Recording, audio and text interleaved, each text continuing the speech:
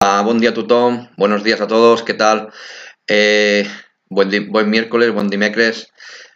Os quiero pasar una relación de la primera lista que he confeccionado de ofertas de trabajo que tengo en cartera, en la cual están colaborando y cooperando en la bolsa de trabajo que estamos creando y en la que espero que vosotros, trabajadores y trabajadoras, podáis inscribirse lo más rápido que podáis, porque dependiendo de la zona, pues también enviaremos estas fichas a las empresas.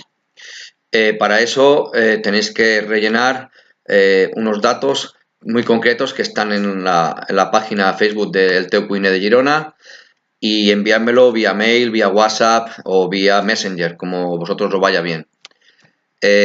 Empiezo por las ofertas de camareros y camareras que me han llegado y se encuentran en las siguientes localidades: a Girona Capital, a Banyoles, Olot, Albons, Jafre, Torroella de Montgrí, Roses, Castelló d'Empúries, Tossa de Mar, Platja d'Aro, Platja d'Aro, Sils, Torroella de Fluvià, Tordera, Blanes, Arenys de Munt i Canet de Mar.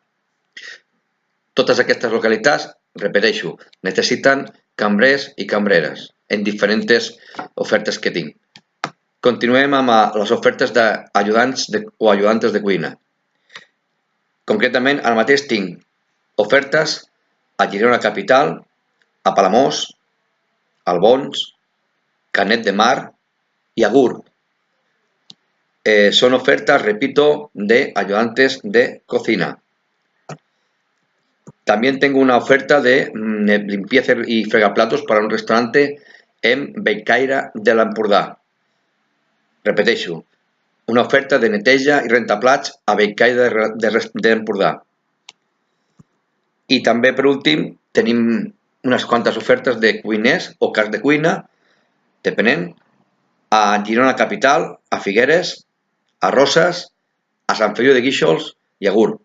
Repito, tenemos unas ofertas de cocineros, cocineras o jefes de cocina, jefas de cocina, a Girona Capital, Figueres, Roses, Sant Feliu de Guíxols y Gurb. Espero las vuestras dadas, espero que me enviéis las vuestras fichas lo antes posible para poder, como os he dicho antes, reenviárselas a las empresas en aquellos perfiles que encajen mejor tanto por zona o lo que estén pidiendo. Venga, hasta mañana.